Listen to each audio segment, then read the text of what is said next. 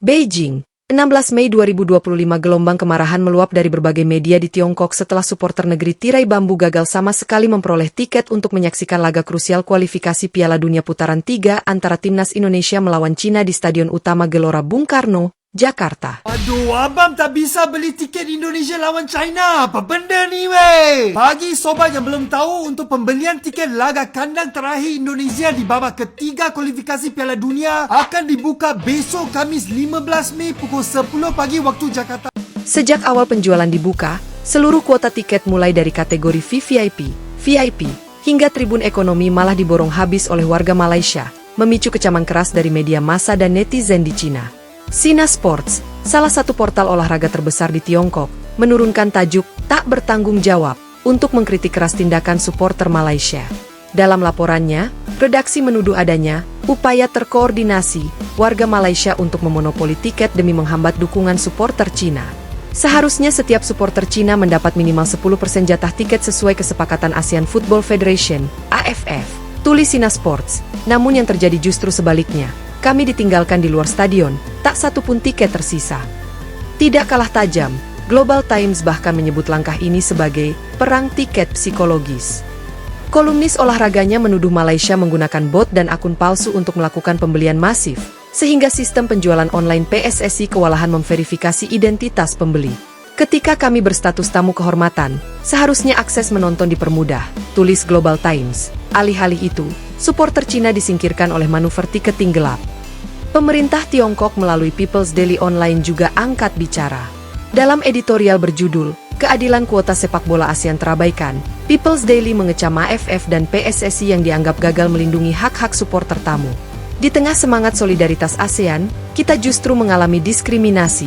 Hak menonton pertandingan di negeri tetangga direnggut oleh oknum yang tak memiliki basis dukungan moral, sambung editorial tersebut. CCTV Sports menayangkan liputan khusus, menyorot antrean panjang fans Cina di beberapa counter offline di Beijing dan Shanghai yang akhirnya berujung sia-sia.